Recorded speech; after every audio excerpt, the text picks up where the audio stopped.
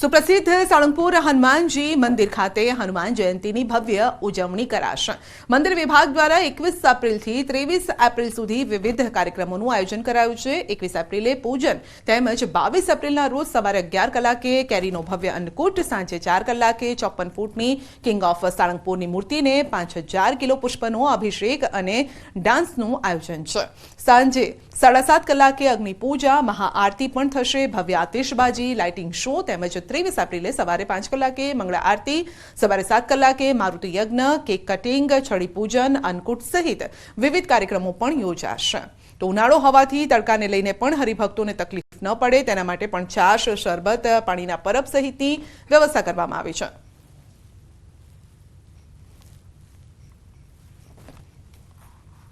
ત્યારે 21, 22 અને 23 એમ 3 દિવસ અહીંયા હનુમાનજી મહારાજના સાનિધ્યમાં અદ્ભુત અલગ અલગ કાર્યક્રમો રાખ્યા છે।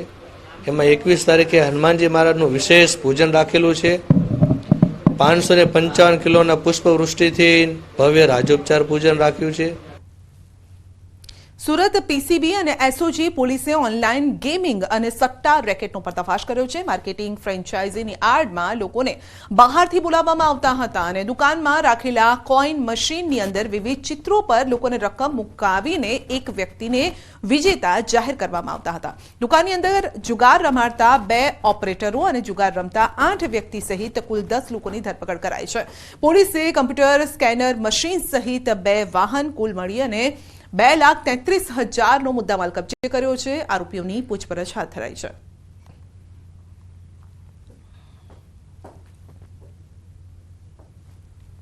સુરતમાં નકલી ચીજ વસ્તુઓનો જાણે કે રાફડો ફાટ્યો છે અને હવે ડુપ્લિકેટ તેલ પણ ઝડપાયું છે।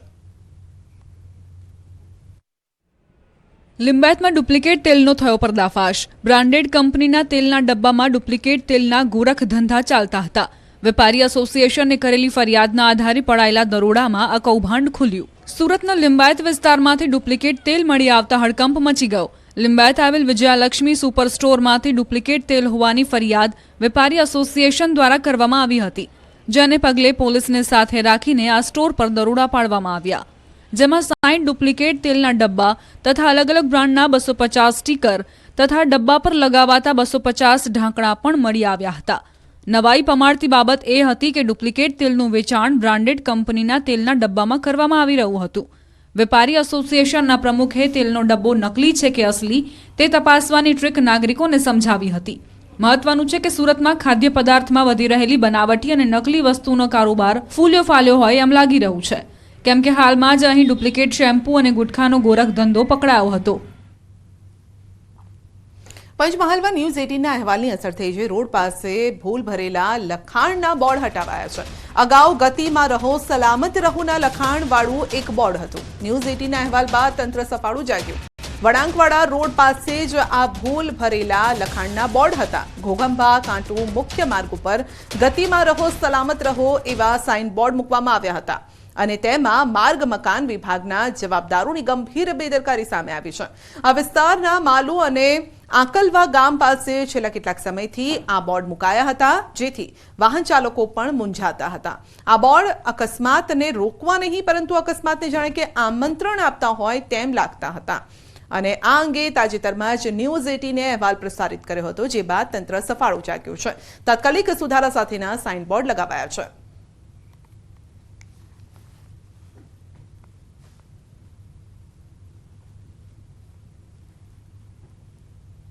નજર કરીશું ટોપ 3 હેડલાઇન્સ પર। હવામાન વિભાગની પરસેવે રેપ ઝેપ કરતી આગાહી।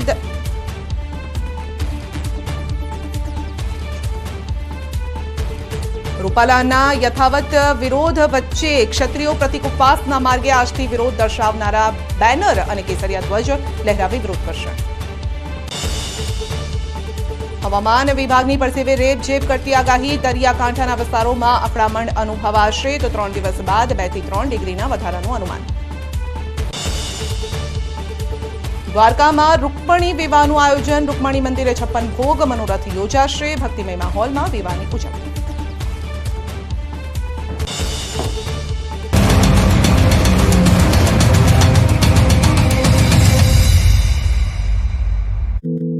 પત્રક ભરવા માટે મને આદરણીય પ્રધાનમંત્રી શ્રી નરેન્દ્રભાઈ મોદી સાહેબના નેતૃત્વમાં અને શ્રી અમિતભાઈ શાહ સાહેબના માર્ગદર્શનથી પાર્ટીના રાષ્ટ્રીય અધ્યક્ષ શ્રી જેપી નડ્ડાજી અને પાર્લામેન્ટરી બોર્ડે જે મને ફરીથી ઇલેક્શન લડવા માટેની તક આપી છે એના માટે હું સૌનો ખૂબ ખૂબ આભાર માનું છું.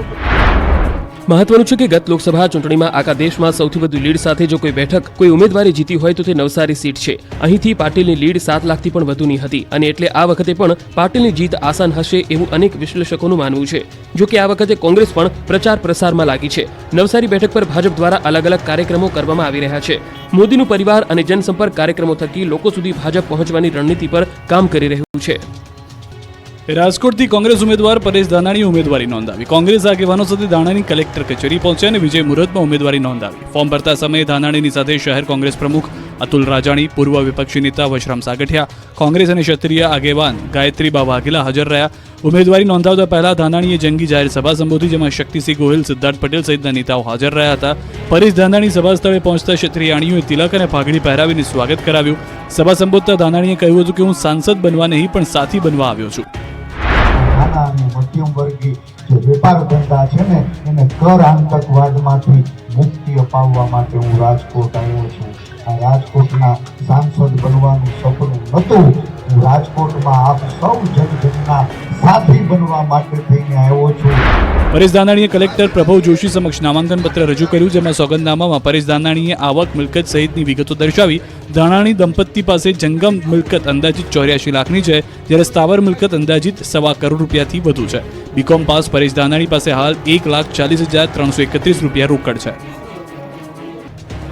જામનગર લોકસભા બેઠક પર પૂનમબેન માડમે ઉમેદવારી નોંધાવી. પૂનમબેન માડમ ભાજપના નેતાઓ, આગેવાનો અને સમર્થકો સાથે ફોર્મ ભરવા માટે કલેક્ટર ઓફિસે પહોંચ્યા. જિલ્લા કલેક્ટર BK પંડ્યા સમક્ષ પૂનમબેન પોતાની ઉમેદવારી નોંધાવી ત્યારે વિધાનસભાના નાયબ દંડક જગદીશભાઈ મકવાણા, પૂર્વ કેબિનેટ મંત્રી RC ફળદુ, ચીમનભાઈ સાપરિયા સહિતના અગ્રણીઓ જોડાયા હતા. ફોર્મ ભરવા પહોંચેલા પૂનમબેને વિક્ટરીની સાઇન બતાવી જીતનો વિશ્વાસ વ્યક્ત કર્યો. ઉમેદવારી નોંધાવતા પૂર્વે ગઈકાલે પૂનમબેન માડમે જામનગરમાં એક ભવ્ય રોડ શો અને જાહેર સભા યોજી હતી, જેમાં કેન્દ્રીય મંત્રી અનુરાગ ઠાકુર પણ જોડાયા હતા. ફોર્મ ભર્યા બાદ પૂનમબેને મોટી લીડથી જીતનો વિશ્વાસ વ્યક્ત કર્યો. સાથે જ મતદારોને પોતાના અને દેશના વિકાસ માટે મતદાન કરવા અપીલ કરી. ક્ષત્રિય સમાજના વિરોધના વંટોળ વચ્ચે અને લોકસભા ચૂંટણી પહેલા રૂપાલાને રાહત મળી. રાજકોટ બેઠકના ભાજપના ઉમેદવાર પરસોત્તમ રૂપાલાના નિવેદન બાદ ક્ષત્રિયોનો ગુસ્સો શાંત નથી થઈ રહ્યો, પરંતુ આ દરમિયાન પરસોત્તમ રૂપાલા સામે ક્ષત્રિય સમાજની મહિલાઓ હવે ફોર્મ નહીં ભરે. આ અંગે ક્ષત્રિય સમાજના આગેવાન હેતલબા વાઘેલાએ આ અંગે સ્પષ્ટીકરણ કર્યું. તેમણે કહ્યું કે અમે 200 ફોર્મ ઉપાડેલા હતા. મહાસંમેલન થયું ત્યાં સુધીમાં 50%નું ડોક્યુમેન્ટેશન ફંડ અમે ક્લિયર કરી નાખ્યું હતું. અમે નામાંકન ભરવા માટે તૈયારીઓ કરી લીધી હતી, પરંતુ પરેશભાઈ અમારું પીઠબળ બની ગયા છે, ત્યારે અમે અપક્ષ તરીકે પણ લડવા નથી માંગતા. મહત્વનું છે કે રાજકોટ બેઠક પરથી એક સાથે 100 ક્ષત્રિય સમાજની મહિલા લોકસભા ચૂંટણી માટે ઉમેદવારી નોંધાવશે તેવું રાજપૂત સમાજ સંકલન સમિતિના મહિલા અધ્યક્ષ તૃપ્તિબા રાઓલે આ જાહેરાત કરી હતી. નમસ્કાર, આપ જોઈ રહ્યા છો ગુજરાતની number 1 news channel news 18 Gujarati. આપણું ગુજરાત સાથે હું છું સિદ્ધાર્થ ધોળકિયા. મહત્વના સમાચાર. રાજ્યમાં જામ્યો ચૂંટણી માહોલ. ગાંધીનગર લોકસભા બેઠક માટે અમિત શાહે વિજય મુહૂર્તમાં ઉમેદવારી ફોર્મ ભર્યું. લોકશાહીના સૌથી મોટા પર્વ એવા લોકસભાની ચૂંટણીનું પ્રથમ તબક્કાનું આજે મતદાન યોજાઈ રહ્યું છે, તો બીજી તરફ આજે ત્રીજા તબક્કામાં ફોર્મ ભરવાના અંતિમ દિવસે કેન્દ્રીય ગૃહમંત્રી અમિત શાહે ફોર્મ ભર્યું. પોતાના મત વિસ્તારમાં પ્રચંડ પ્રચાર કર્યા બાદ ગાંધીનગર બેઠકથી ભાજપ ઉમેદવાર અમિત શાહે વિજય મુહૂર્તમાં જીતના શંખનાદ સાથે ઉમેદવારી પત્ર ભર્યું. તેઓએ 12:39 કલાકે વિજય મુહૂર્તમાં ફોર્મ ભર્યું છે અને જંગી રેલી કરીને કલેક્ટર કચેરી ખાતે ઉમેદવારી નોંધાવી. ફોર્મ ભરતી વખતે મુખ્યમંત્રી ભૂપેન્દ્ર પટેલ, ધારાસભ્યો અને ઇન્ચાર્જ પણ હાજર રહ્યા. ફોર્મ ભર્યા બાદ શાહે કહ્યું કે આ મારા માટે ગૌરવની વાત છે. આ જ મતક્ષેત્રમાં એક બૂથ કાર્યકર્તાથી સાંસદ સુધી પહોંચ્યો છું. આ બેઠક પરથી અડવાણી અટલજીએ પ્રતિનિધિત્વ કર્યું છે અને આ જ બેઠક પર PM મોદી મતદાતા છે, એટલે આ બેઠકથી પ્રતિનિધિત્વ કરવું મારા માટે ગૌરવની વાત છે. સાથે તેમણે નરેન્દ્ર મોદીને ત્રીજી વાર PM બનવાની પણ વાત કરી. चुनाव में पूरा देश नरेंद्र मोदी जी को तीसरी बार 400 पार के साथ प्रधानमंत्री बनाने के लिए उत्साहित, और ये 5 साल जो आने वाले हैं ये विकसित भारत की भव्य इमारत बनाने की नींव डालने के 5 साल होने वाले हैं. મહત્વનું છે કે અમિત શાહે ગઈકાલે તેમના લોકસભા મત વિસ્તારમાં રોડ શો યોજીને શક્તિ પ્રદર્શન કર્યું હતું. અમિત શાહે ગઈકાલે વિધાનસભાની 7 બેઠક પર મેગા રોડ શો કર્યો હતો. આ તરફ નવસારી લોકસભા બેઠક માટે CR પાટીલે વિજય મુહૂર્તમાં ભર્યું ઉમેદવારી ફોર્મ. પ્રદેશ ભાજપ અધ્યક્ષ સી.આર. પાટીલે નવસારી લોકસભા બેઠક પરથી ઉમેદવારી નોંધાવી. સી.આર. પાટીલે વિજય મુહૂર્તમાં ઉમેદવારી પત્ર ભરી કલેક્ટરને સોંપ્યું. ઉમેદવારી નોંધાવતા સમયે પાટીલ સાથે કનુભાઈ દેસાઈ સહિત સ્થાનિક ધારાસભ્યો અને પ્રદેશના હોદ્દેદારો સહિત મોટી સંખ્યામાં ભાજપ કાર્યકર્તાઓ ઉપસ્થિત રહ્યા. ફોર્મ ભર્યા બાદ પાટીલે નવસારીની જનતા, કાર્યકર્તાઓ અને સમર્થકોનો આભાર માન્યો. સાથે જ ચૂંટણીમાં તેમનો પ્રેમ અને સહકાર મળતો રહેશે તેવી આશા વ્યક્ત કરી. ચોથી વાર ઉમેદવારી પત્રક ભરવા માટે મને આદરણીય પ્રધાનમંત્રી શ્રી નરેન્દ્રભાઈ મોદી સાહેબના નેતૃત્વમાં અને શ્રી અમિતભાઈ શાહ સાહેબના માર્ગદર્શનથી પાર્ટીના રાષ્ટ્રીય અધ્યક્ષ શ્રી જેપી નડ્ડાજી અને પાર્લામેન્ટરી બોર્ડે જે મને ફરીથી ઇલેક્શન લડવા માટેની તક આપી છે એના માટે હું સૌનો ખૂબ ખૂબ આભાર માનું છું. મહત્વનું છે કે ગત લોકસભા ચૂંટણીમાં આખા દેશમાં સૌથી વધુ લીડ સાથે જો કોઈ બેઠક કોઈ ઉમેદવારે જીતી હોય તો તે નવસારી સીટ છે. અહીંથી પાટીલની લીડ 7 લાખથી પણ વધુની હતી અને એટલે આ વખતે પણ પાટીલની જીત આસાન હશે એવું અનેક વિશ્લેષકોનું માનવું છે. જો કે આ વખતે કોંગ્રેસ પણ પ્રચાર પ્રસારમાં લાગી છે. નવસારી બેઠક પર ભાજપ દ્વારા અલગ અલગ કાર્યક્રમો કરવામાં આવી રહ્યા છે. મોદીનું પરિવાર અને જનસંપર્ક કાર્યક્રમો થકી લોકો સુધી ભાજપ પહોંચવાની રણનીતિ પર કામ કરી રહ્યું છે. દિગ્ગજ નેતાઓની હાજરીમાં પરેશ ધાનાણીએ રાજકોટથી ઉમેદવારી પત્ર ભર્યું. ક્ષત્રિયાણીઓએ પહેરાવી પાઘડી. રાજકોટથી કોંગ્રેસ ઉમેદવાર પરેશ ધાનાણીએ ઉમેદવારી નોંધાવી. કોંગ્રેસ આગેવાનો સાથે ધાનાણી કલેક્ટર કચેરી પહોંચ્યા અને વિજય મુહૂર્તમાં ઉમેદવારી નોંધાવી. ફોર્મ ભરતા સમયે ધાનાણીની સાથે શહેર કોંગ્રેસ પ્રમુખ અતુલ રાજાણી, પૂર્વ વિપક્ષી નેતા વશરામ સાગઠિયા, કોંગ્રેસ અને ક્ષત્રિય આગેવાન ગાયત્રીબા વાઘેલા હાજર રહ્યા. ઉમેદવારી નોંધાવતા પહેલા ધાનાણીએ જંગી જાહેર સભા સંબોધી, જેમાં શક્તિસિંહ ગોહિલ, સિદ્ધાર્થ પટેલ સહિતના નેતાઓ હાજર રહ્યા હતા. પરેશ ધાનાણી સભા સ્થળે પહોંચતા ક્ષત્રિયાણીઓએ તિલક અને પાઘડી પહેરાવીને સ્વાગત કરાવ્યું. સભા સંબોધતા ધાનાણીએ કહ્યું હતું કે હું સાંસદ બનવા નહીં પણ સાથી બનવા આવ્યો છું. નાના અને મધ્યમ વર્ગી જે વેપાર ધંધા છે ને એને કર આતંકવાદમાંથી મુક્તિ અપાવવા માટે હું રાજકોટ આવ્યો છું. આ રાજકોટના સાંસદ બનવાનું સપનું નહોતું. હું રાજકોટમાં આપ સૌ જનજનના સાથી બનવા માટે થઈને આવ્યો છું. પરેશ ધાનાણીએ કલેક્ટર પ્રભવ જોશી સમક્ષ નામાંકન પત્ર રજૂ કર્યું, જેમાં સોગંદનામામાં પરેશ ધાનાણીએ આવક, મિલકત સહિતની વિગતો દર્શાવી. ધાનાણી દંપતી પાસે જંગમ મિલકત અંદાજિત 84 લાખની છે, જ્યારે સ્થાવર મિલકત અંદાજિત 1.25 કરોડ રૂપિયાથી વધુ છે. બીકોમ પાસ પરેશ ધાનાણી પાસે હાલ 1,40,331 રૂપિયા રોકડ છે. મોટી સંખ્યામાં નેતાઓ આગેવાનીની હાજરીમાં પૂનમબેન માડમે પણ ફોર્મ ભર્યું. જામનગર લોકસભા બેઠક પર પૂનમબેન માડમે ઉમેદવારી નોંધાવી. પૂનમબેન માડમ ભાજપના નેતાઓ, આગેવાનો અને સમર્થકો સાથે ફોર્મ ભરવા માટે કલેક્ટર ઓફિસે પહોંચ્યા. જિલ્લા કલેક્ટર બી.કે. પંડ્યા સમક્ષ પૂનમબેન પોતાની ઉમેદવારી નોંધાવી ત્યારે વિધાનસભાના નાયબ દંડક જગદીશભાઈ મકવાણા, પૂર્વ કેબિનેટ મંત્રી આર.સી. ફળદુ, ચીમનભાઈ સાપરિયા સહિતના અગ્રણીઓ જોડાયા હતા. ફોર્મ ભરવા પહોંચેલા પૂનમબેને વિક્ટરીની સાઇન બતાવી જીતનો વિશ્વાસ વ્યક્ત કર્યો. ઉમેદવારી નોંધાવતા પૂર્વે ગઈકાલે પૂનમબેન માડમે જામનગરમાં એક ભવ્ય રોડ શો અને જાહેર સભા યોજી હતી, જેમાં કેન્દ્રીય મંત્રી અનુરાગ ઠાકુર પણ જોડાયા હતા.